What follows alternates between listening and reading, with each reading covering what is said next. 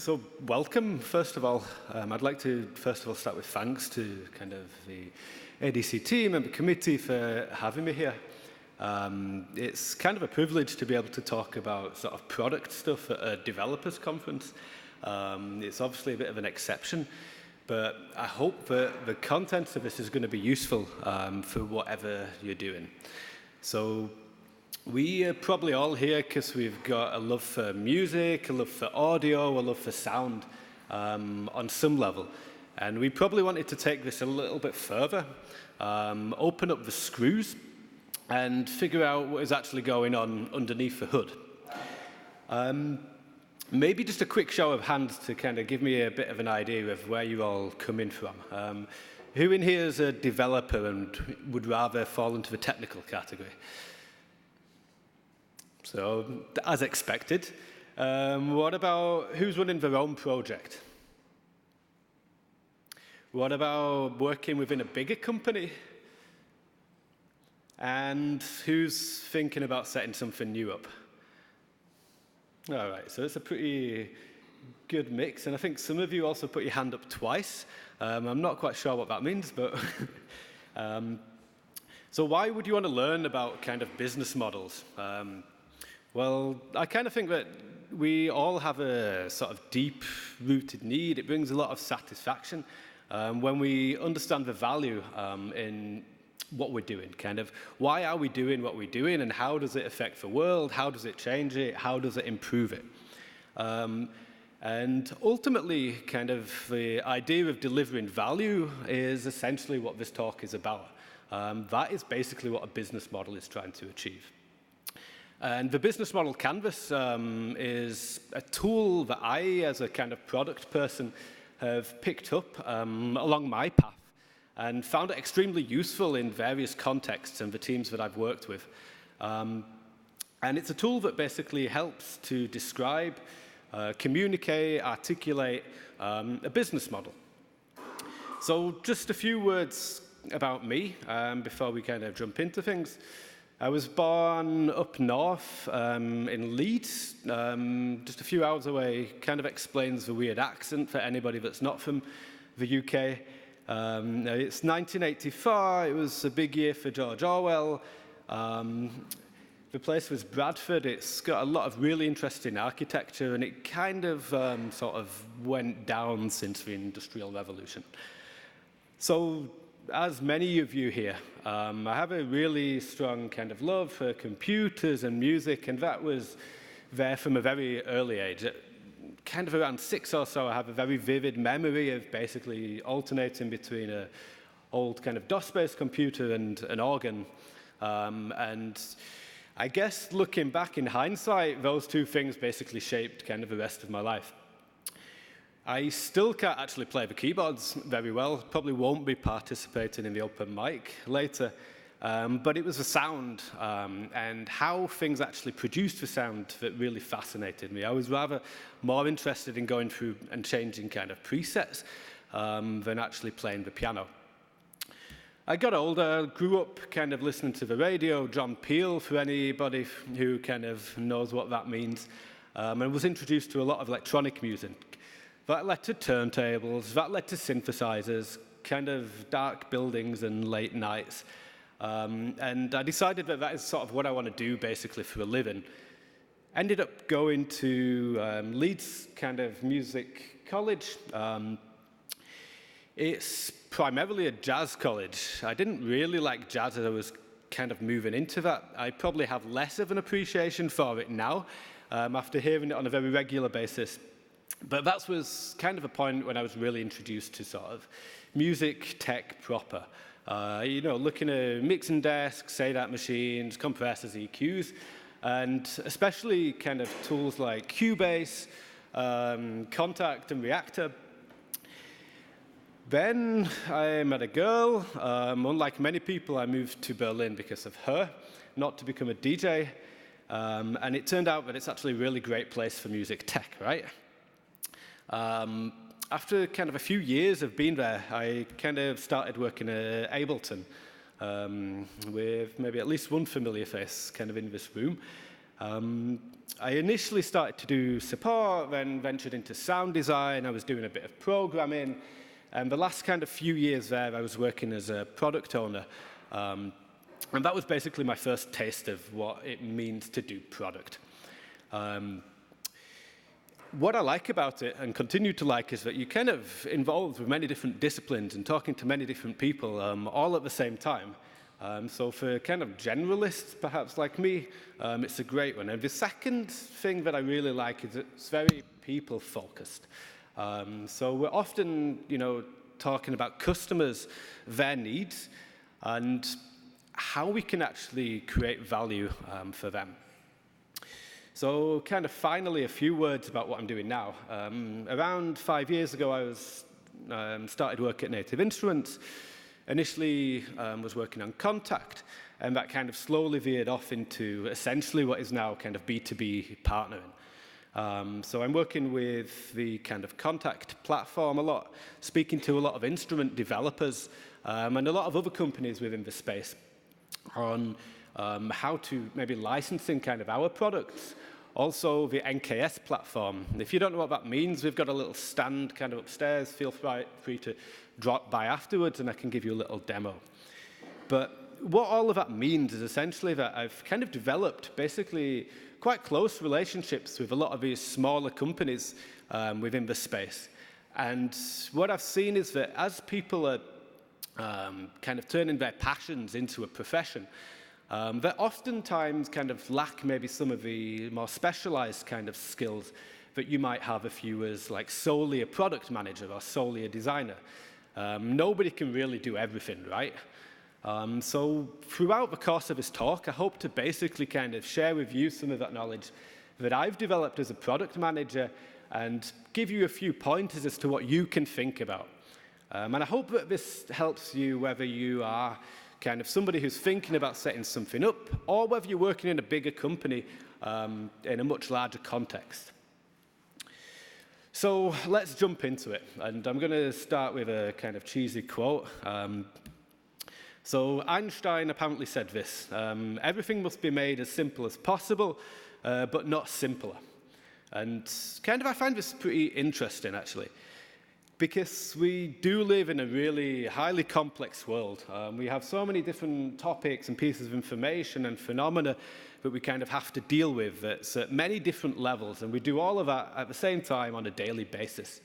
It's really not easy to make sense of those things. So we think, or we use models basically to start to reduce, reframe and change our perspective on a particular subject. We essentially use a model to kind of create an abstraction of a world and how those different things kind of interrelate. So I'm sure that most of you have encountered models at some point, whether it's a mathematical model, a scientific model, one within your code base if it's kind of object-oriented. And you use them to basically understand these complex systems. Ultimately, it helps us to have a conversation at the right level with ourselves, with other people, and prevent us from getting lost in details or maybe just lost completely. And throughout my time within product, I realized, well, actually, you can also do this basically with a business model, right? That is kind of what we're doing there. We're modeling the components of the business and looking at how those things interrelate. So a business model can ultimately be thought of as a value-creating machine. I sometimes hear the word used in different ways. Sometimes people might use it as a description of a kind of Excel spreadsheet with lots of kind of variables in there. You might have time on the axis, and you're hoping for kind of a big hockey stick kind of growth. You might have a model kind of contained within a traditional 50-page business plan that you give to an investor or a bank, and that is going to get you a load of money and cash that you can run off and do with whatever you want for the next X amount of time. Both of those things incorporate a business model, but they're not necessarily business models themselves. And as I said before, it's ultimately kind of looking at who the customer is, what the value proposition is, and how we need to set ourselves up in order to deliver that. As we kind of create this business model, we are sort of inventing much like we would if we were inventing, I don't know, a UI or kind of a new piece of hardware, but we're just creating a new business. It's somewhat innovation. So big kind of fat disclaimer, none of this is anything that I've sort of invented myself. All of it's actually coming from a book called Business Model Generation that was probably introduced maybe around 10 years ago now by a guy called Alexander Osterwalder, his company Strategizer. I have no affiliation with this company, so I'm not really trying to sell you anything, but rather just give you a hint as to something that might be useful and how that thing could be used in your context. So the book has been quite well adopted now within the kind of business world, within the startup world, and I've seen it come up in different types of contexts. And I've used it for myself both when working with just one other person on a small instrument, over to kind of bigger companies like my work at NI and the teams that I've been working with. I also find it not only extremely useful, but the kind of concept of this canvas itself is really great. And many people have sort of adapted it and remixed it. You might have heard of things like the lean kind of canvas, or an opportunity canvas. These are essentially adaptations of this kind of idea that was introduced within this book. So for anybody who's not familiar with kind of using canvases or why you would want to do this, many of you might know why a designer would sketch something out on a piece of paper and then hand that to a potential user or customer kind of early on. You gain feedback from that person at a very early stage. It requires very little investment, and because of that, it's lightweight. It allows you to kind of experiment, modify, adapt things without investing a huge amount of time. Because if you invest a huge amount of time, you kind of become committed to an idea, and you're less likely to change it. So we can do the same thing kind of with our business model, and that's the canvas, the business model canvas.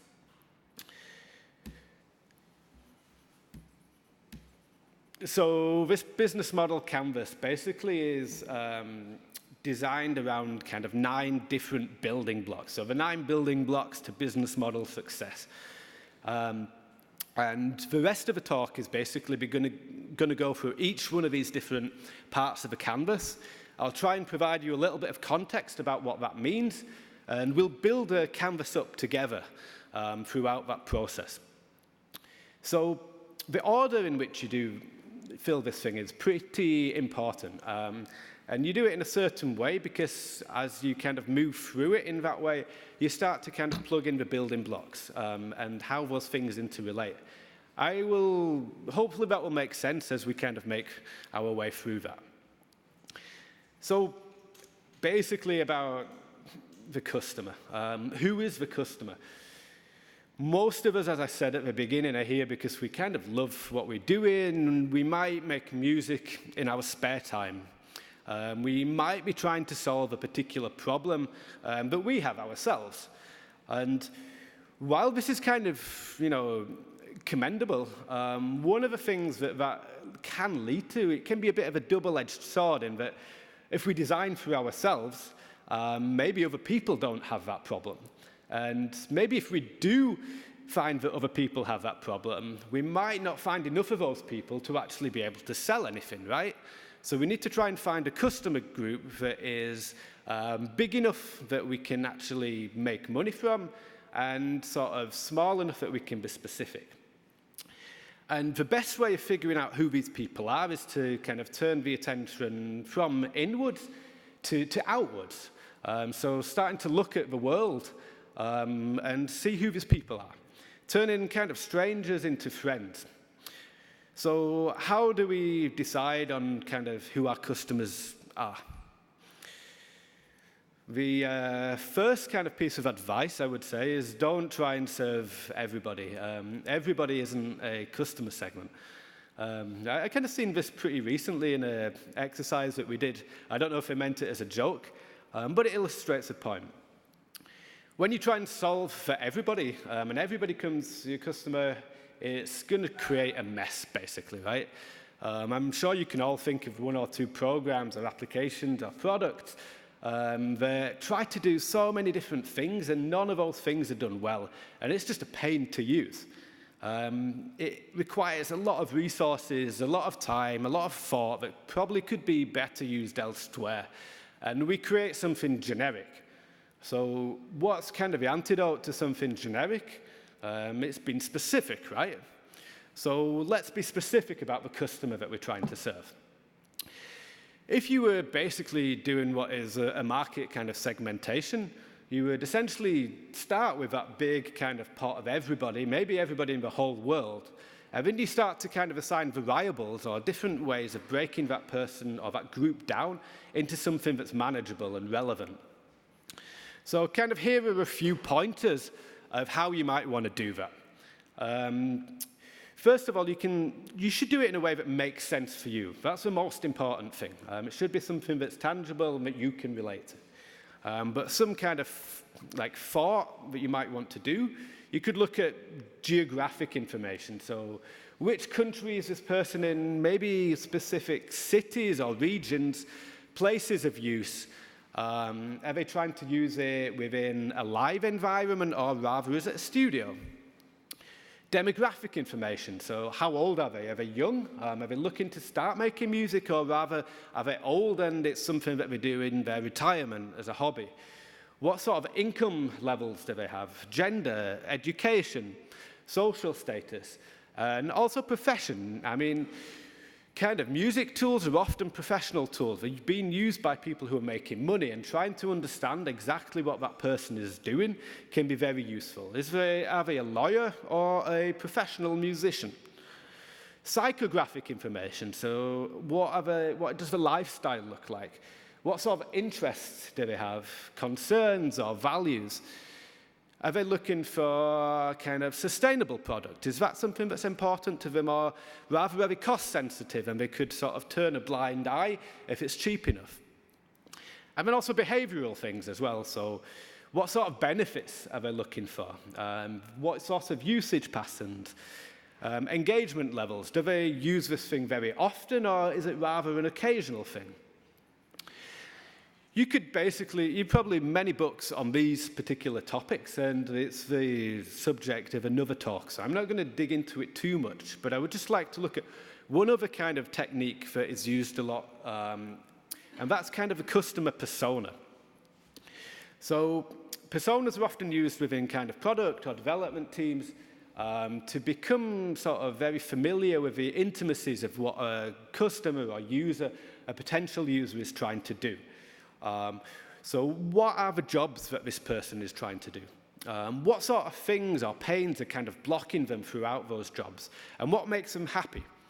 So you could observe somebody the whole day and look at everything that they're doing from morning over till the evening, including brushing the teeth.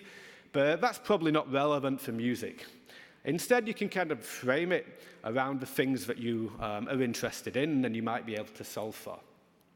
So as an example, if you look at the jobs, somebody might be searching for sounds or loading an instrument or saving and recalling their work. They might need to blend a particular sound within their mix. And some of the pains that might come along there are long loading times or a bad sound quality. But large selection of sounds might make them happy, as would a low price. And of course, if it's easy to use, that's a great thing too. So kind of as I go through this, I'm going to exemplify the canvas by just creating a new business, and we're going to call it the artist synth. It's not the best idea in the world, so bear with me, but I hope it makes a point. So the artist synth, I believe that there's a really huge amount of money to be made from kind of worldwide wannabe electronic music producers. Lots of people like electronic music, a lot of people want to do it, so let's help them. So this is my first customer segment. Now, you can use the canvas also to represent kind of more platformy types of business. And just stick both of them within the same canvas. I like to use different colors so that you've got kind of a visual way of differentiating between them. If you're working physically, which I would really recommend that you do, basically just print off the canvas and use post-it notes to kind of articulate which type of customer you're looking at. So my second customer group here is going to be well-known artists who've got sound design skills, because they know how to create sound, and they want to be electronic music producers. They're not quite there yet. They're just beginners, and they won't be able to create something that's going to end up in a finished track. So now we've spent a little bit of time on customers. The next step is looking at the value proposition, right? So why do we choose one particular service or product over another? I mean, the conference here is a particular kind of event. We all came here for different reasons, whether that's for networking, to find out more information, shameless self-promotion, or to show something off from our company. We need to be getting value from this event. So everything that we kind of pay for or invest our time in should deliver value. And what we deliver is basically the value proposition. Now, we've done a lot of homework already. If you've looked at the customer segment properly and you kind of understood what they are trying to do and the things that they gain and the pains that they suffer from, those are exactly the sorts of things you can start to think about when you're designing a value proposition, right? Which one of those things can I target? Value can be maybe a financial one, so how much money could they make, how much money could they save? It could be emotional, it makes them feel good. I guess people are not going to kind of pay to feel bad. It might improve kind of like the usability of something, so it saves them time. Or it could be kind of experiential. Hey, they just simply have fun with what they're doing. So jumping back to my artist synth, let's look at the value proposition there. So for the wannabe electronic music producers, we're going to offer really high quality sound, because otherwise I'm not going to be able to release a track. I want to be able to replicate my idols, because that makes me feel good. And it's affordable, because I don't have a lot of money. And also social status, because once I've released my track, I'm going to be the most important person in my circle of friends. The artists, well, they already kind of have careers, they're good sound designers, but, artists don't really make a lot of money. And if we can provide them with an additional revenue stream by providing presets to that first customer segment, well, I think they're going to be interested in putting the work into creating those presets. So what kind of a value proposition isn't? It shouldn't be a list of features, right? So if I've got my phone here, my phone has a camera on it, and the camera is a feature of that phone. But it's not necessarily the value that that camera is offering me. The value might be actually more about kind of recording the memories that I'm able to do. So that is the value that I get from having a camera on my phone. And if you maybe go to Apple's website, that might be how they actually market the camera. So record your memories with, I don't know, the kind of highest DPI possible. So I would recommend that you spend the most amount of time thinking about the customer segments and the value proposition. These are really the key things that you want to get right as you're building a business model. The rest of the canvas is kind of about how you sort of deliver and create those things, the value proposition, and how do you deliver it to the customer. So how do we kind of deliver the value proposition to our customers, and how do they actually want to be reached? I mean, they have expectations, and you can think of this in terms of channels, and you can also think of it in terms of the user journey that that person might be going through. What things are the most relevant, which is the most cost efficient. So roughly, there could be 5 stages. There might be more, depending on your context, there might be less. But it could be the awareness phase, the evaluation phase, the purchase phase, the delivery of a particular thing, or what happens after the delivery, kind of in after sales. So we've created something, and the first thing that we need to do is sort of make people aware of what we've created. You could be doing this through advertising, maybe it's in a magazine like Sound on Sound, or perhaps it's through Facebook. It could be word of mouth. The best friend kind of uses this tool. or cultural. Maybe you want to run an event or have a blog article.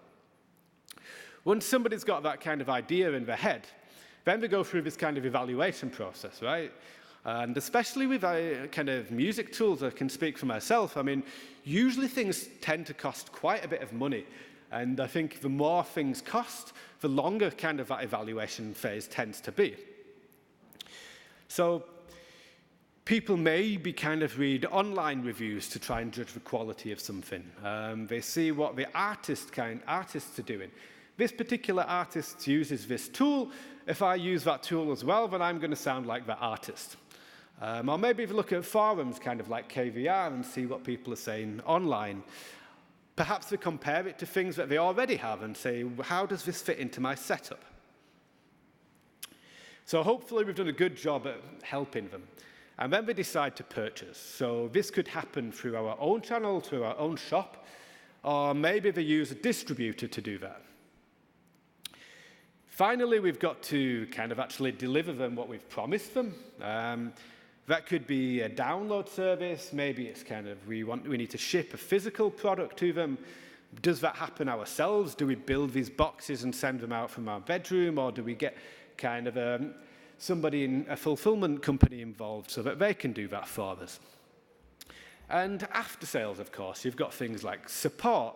Does that happen in store? Maybe they purchased a guitar within a music retailer and they go back to the retailer, or do they email us? And what about product updates? How often do those things happen? So channels can often be split into two different categories. You've got direct and indirect. So if it's direct, you tend to get better margins, right? There's no middleman involved. They don't take a cut. But you will suffer from less reach because you simply can't do the things that other people are specialized in. If you use kind of the indirect channel, if you've got a distributor, well, they're going to kind of give it to way more people, but, well, they're going to take a pretty hefty cut from you as well. It's a balance. So coming back to our example,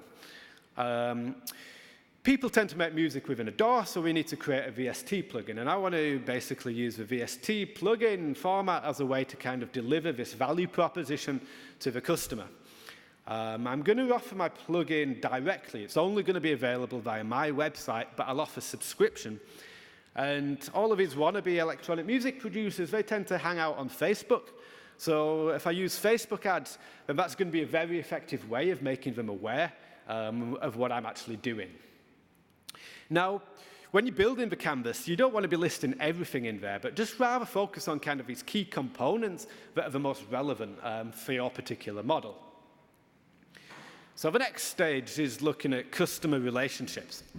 And this is basically all about what sort of relationship do I actually want to build with my customer over time? What sort of relationships do they expect? Depending on the product that you have and the customer segments that you have, you might want to sort of design different types of relationships with different customer groups. So, for example, a personalized relationship might be useful when you've got high-value products. If something costs, I don't know, 2,000 euros, I want to make sure that I'm getting a really good service and perhaps reaching out to each one of those customers personally. The same thing could apply if it's like a B2B service. If you're looking at a bank, for example, something like self-service might be more useful. I don't want to go to my bank and have a personal relationship with my bank manager kind of every time I want to make a transfer to pay my rent. But rather, self-service is more relevant. I'd, again, like to use my phone and just do it on the move. It could be automated, so maybe you have like certain events that happen after actions taken by the customer. So maybe a learning process. After you kind of hit a certain point, you get an email that says, hey, why don't you do this next? It responds to actions. Or look at something like maybe Stack Overflow. There you've got very kind of important communities that are basically the main types of relationship that exist on that platform. So for this particular example, electronic music producers kind of tend to speak to each other. And I also don't have a huge team, so I can't be doing personalized support with all of his customers myself. So I'm going to set up like a forum, and they're going to basically do the support amongst themselves. But the artists themselves, well, they're kind of like a special bunch. They like kind of to be stroked. They have a big ego. And for them, I'm going to need to invest kind of more time-intensive relationships into them. So for each of the customer segments, I've specifically designed what sort of relationship is going to exist. So we've put all of these kind of key things in place, and we get to look at money now. So kind of a revenue stream. So revenue is basically kind of how much money we make before we take away the costs and end up with kind of profit. And it's obviously a very important indicator of how well we're doing as a business. When you're designing kind of a business model, you could quite easily adapt some of these things, maybe for social good as well. So if you're creating a social startup, maybe money isn't exactly the thing that you're driving for, and you could be putting something else here within kind of revenue streams. So revenue can fall under different kind of categories. Maybe these are the things that you could be thinking of. It could be sort of transactional. You sell a guitar or the keyboard, a physical thing, a physical good to somebody. That's a transaction that happens. They give you money, you give them that thing, and it's over and done with. Obviously, recurring revenue, kind of love it or hate it, kind of subscriptions are here to stay. And basically, as a company, we'll be getting money from a customer kind of on a regular basis. Some people will come, some people will go, but hopefully the number keeps on growing. You have fixed pricing. If I'm kind of working on a contract, I will agree to do a certain amount of work and deliver a certain amount of things. That could also be maybe based around volume, so I will buy a certain amount of product for a certain price. Maybe the more things I buy, the cheaper it gets. And you could have dynamic pricing as well, so if I want to design a product and specifically make the kind of price elastic where it fluctuates up and down, I can design with that thing in mind. If it's a negotiation, that's also dynamic pricing. Or if you think of eBay, they have a dynamic pricing model where basically things are auctioned on their platform. One of the things that I kind of get asked a lot by sort of small companies is how much to charge for a particular product, specifically kind of instruments.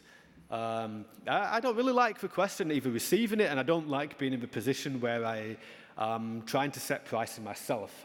It's a pretty hard thing to do, and more on the kind of side of an art form, I would say, than science. If you go too low, you're basically going to lower the kind of perceived value of that particular product. You won't be making as much money with each unit. If you go too high, well, you basically make kind of more money with each single thing. The kind of brand value is higher. But can you shift enough of those things in the first place? I was recently kind of in Morocco. I bought a carpet, and I had a pretty lengthy kind of negotiation process. And ultimately, when I went into that, I kind of knew what I wanted to pay. And I think the kind of person selling me the carpet kind of sensed this. And ultimately, the best price that you can set is the one that customers are willing to pay. And to get that, again, you've done your homework at this point. So you understand the customer. You understand kind of a competitive environment in which you exist in. And that gives you a really big kind of hint as to where you want to price things. So my kind of amazing synth is just going to have a single revenue stream, and that's going to be subscription fees that kind of come in each month. Hopefully this is going to be enough in order to pay my rent and maybe buy a few beers on the weekend. Up until this point, we've really been looking at kind of the external side. So we've looked at kind of the customer, the value proposition, how we deliver those things to the customer, what sort of relationships we have, and what sort of revenue we can make. But we can also look internally. We need to look internally to think, how can we actually create that value proposition? And this is basically what the left half of the canvas is about, and the next few slides. So let's look at the kind of key resources. What resources do we need in order to execute kind of a business? Those could be physical resources in terms of development teams or kind of machines that we need to purchase or other types of systems. Maybe we need a vehicle. It could be intellectual resources. Maybe we need DSP. Maybe we are not a DSP developer ourselves, and that's something that we need to buy in. Maybe it's knowledge, or we need kind of huge amounts of data in order to do what we're trying to do. You can also have human resources and skill sets as well. So perhaps I need a lawyer or an accountant on my team. And of course, financial ones. Maybe at the beginning you need kind of a big bank loan or stacks of cash in order to get started. Maybe you need to have cash that comes in on a regular basis in order to kind of sustain yourself for a few years. So I want to deliver high quality sound to my electronic kind of music producers. I'm not a DSP developer, so I need to buy that DSP in. That's one resource I need. And I also need initial capital. Cash is a resource in order to get things started. So key activities is something that we basically are doing on a daily basis, right? These are the core things that we do within our business. You all know them, whether it's you're doing everything yourself or you work in a team where other people are kind of splitting the work up. It could be research, design, marketing, operational stuff, support, development, of course, or distribution. What resources do we need to execute our business model? Articulate the most important ones. So we could have development for our particular thing. I'm a developer. I'm not, but I could be, and that's what I need in order to create this instrument. There's going to be a level of curation there because all of these artists want to kind of work together with me, but I don't want to offer shit on the kind of platform, so I need to be careful about what I'm kind of bringing in. And in order for this online community to kind of work, I need to kind of manage it as well. Maybe I need to be a moderator. So kind of partnerships are important too. So we don't want to do everything ourselves, right? Whether we're small or whether we're big, it's never really a good idea. And it's often better to work with others. So it's kind of maybe a way to reduce risk and uncertainty, or perhaps it's a way to acquire a particular set of resources, a particular set of skills.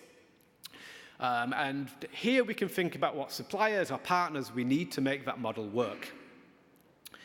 In our particular case, we're going to need juice. I don't want to build all of these kind of core things in order to make this synth.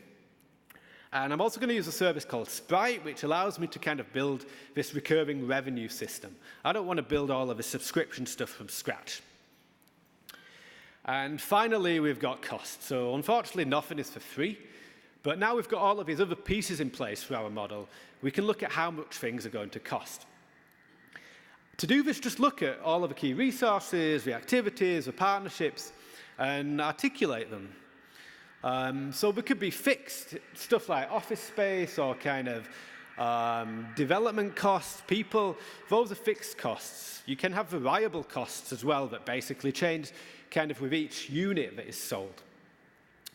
In our example, the artists are basically going to get a cut from each of the packs that we sell. So we need to pay them royalties. I need to kind of pay for the IP to buy the DSP in. I need to pay for the development. And because of the Facebook advertising, I need to pay for the ad spend. So we've been through this business model very quickly. And as you can see, within 20 minutes or so, we've captured a very rough idea. It might not be the best business ever, but it illustrates a point. Just as a quick example of something else, let's imagine a music subscription service. So here we've got 3 customer segments. We've got premium users, free users, and advertisers. For the end customer, we're going to give a vast music collection. We're going to offer personalization and convenience. And for the premium customers, we'll basically remove the ads. But we're going to attract all of these free users with this music collection, and that is essentially eyeballs. So these advertisers are going to come along and give us money to get access to those eyeballs. We're going to have a desktop application and also a mobile one because people like to listen to music on the move. We need personalization because music is very kind of personalized. We each have our particular interests and tastes, and it's social. So we're going to make sure that people can kind of share things with each other. It's going to be peer-to-peer. We'll get money from ad revenue and from subscription. We need to basically have a vast collection of music, and we need MRI tech in order to kind of interpret all of these different things. Those are the key resources. Our activities will be revolved around kind of development, sort of data mining to deliver a good kind of personalized experience, and also understanding how to offer the discovery process. Maybe it's kind of UX work. Finally, all of this music content, to deliver it to the end customer, we need basically huge servers. This thing is going to be big. So we don't want to build all of this infrastructure ourselves, so we'll use Amazon Web Services for this. And of course, rights holders are going to be an important partner because we can't just take the content and offer it for free. We need to have a relationship with them. Therefore, we need to give them royalties. We've got kind of large teams who would be kind of going to be personnel costs and transfer costs for bandwidth of shifting things from one place to another. So, very quickly, in 5 minutes, less than, that was basically a second kind of business model, exemplified through the canvas. And as you can see, it can be a really, really quick way of essentially describing what it is that we want to do. You can use this maybe to put a pitch deck together, kind of show it off to somebody else, and of course, think it through yourself. So in my time using this particular tool, I kind of developed a few little tips that might help along the way. First of all, just don't overthink it. It's a tool that is designed to help you try to do a particular thing. Don't try and kind of adapt your particular needs for the tool itself. If you don't like the tool, you think one of the segments doesn't fit, then just change it. I've kind of created new canvases for certain parts of my work, and they fit that particular context well. Create multiple business models. So I'm a big fan of working in kind of, iterating on different things at the same time. So you don't get attached to one idea. You can remain sketchy, you can remain quick. It's kind of fun to create these things, though. At least I find it fun. And it's free. And it can be very easy and cheap. In half a day, you could basically go through 10 or 12 different ways of kind of modeling your business. Validation is, of course, super important. When you're working at this kind of very lightweight level, eventually you need to get concrete and throw numbers and data and gather kind of market feedback to whether those things make sense. And if they don't make sense, kill the business model and try something new. It's better to do that early than later on, once you've kind of got all of the machinery up and running and huge amounts of cash invested. I would also recommend revisiting the thing often. So keep checking in with yourself. Are we doing the right thing? Has the market changed at all in the time since we last looked at our business model? Are there new needs that have kind of developed? Can we reduce costs, perhaps? It can also be a great organizational tool. I've had backlogs, basically, for each of these 9 blocks. And for each of the backlogs, I will have kind of just a list of to-dos and things I want to check out and investigate. And that's really useful. And finally, if you're maybe a small company or you're working in a bigger company where there's kind of different business models all running simultaneously, there's a kind of network and a hierarchy of different business models that exist. So one might be completely related to another, it might be below another. And if you think of it in this way, it can be interesting to see how those things kind of fit into a bigger kind of ecosystem that might exist. So on that note, I would just kind of like to thank you all for kind of coming here. As next steps, I would really encourage you to go and have a look at the book. Print the canvas off. It's kind of under the Creative Commons, and just sketch out your own model. Maybe do that first, try it with your team, see how that feels. And I'm happy for questions if somebody wants to kind of reach out to me at some point afterwards or maybe in the future. Hit me up and I would be happy to help and share more of what I've learned. So thank you.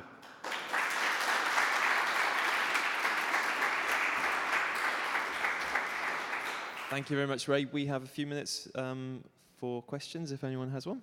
Yeah. In both your examples, you mentioned a subscription model. And from what I understand of musicians and creatives in general, people hate subscriptions. So have you got anything to say about that? I mean, it's interesting. I think we, as an industry, are basically in a place where the rest of the world has kind of moved towards subscription. And to some extent, as with kind of many other changes that happen, we've kind of lagged behind. I think that's mainly because musicians are often kind of professionals, and we are slow to adapt to change because we rely on those things for a living, right? We don't want to maybe even update to a new OS because we're scared that it's going to break everything. So, of course, moving to kind of completely new business or revenue models is scary. Personally speaking, there's benefits for both sides of the coin, right? There's certain tools that I would love to try out, and I don't want to spend a huge amount of money on upfront in order to do that. And getting in there early is great.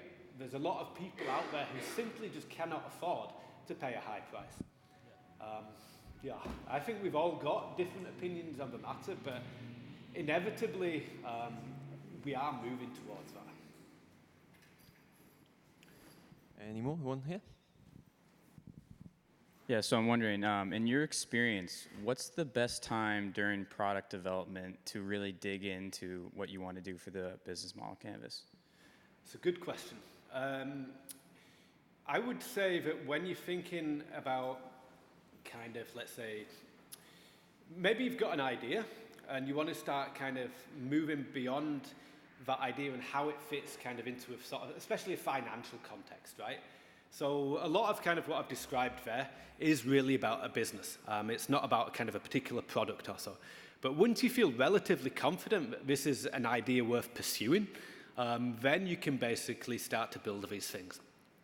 But nevertheless, actually, looking at those two initial things, like the customer segments and kind of the value proposition, as something that you can use at a very early stage. And they do kind of align quite closely to a lot of other sort of user research kind of tools that are out there. Thank you. Any more questions? Oh, Josh.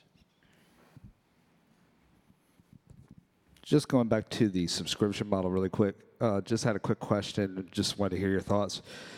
So I've always kind of perceived a subscription model as an opportunity for us as developers and as music tech companies in the way that we can offer a more engaging relationship with our customer rather than just a one-time purchase where the customer takes the product and they kind of go off into the distance. So I was just wondering if you had any thoughts on that or if you would agree or disagree with that. Because I thought, well, having a subscription model gives us an opportunity to kind of continually communicate and continually offer content and updates to our products rather than, like I said, just letting them just kind of go off into the distance. What are your thoughts on that? Yeah, I mean, you're absolutely right. I mean, if you have a subscription service, one of the key kind of components to that is basically delivering value on a kind of regular basis. I mean, if you look at something kind of like Spotify, you're basically paying for a library of music that is constantly updated. If it didn't have the new releases in there, you're probably not going to be sticking around kind of too long. And for kind of a customer, I think that is a really good thing. It's a very different model to a one-time purchase.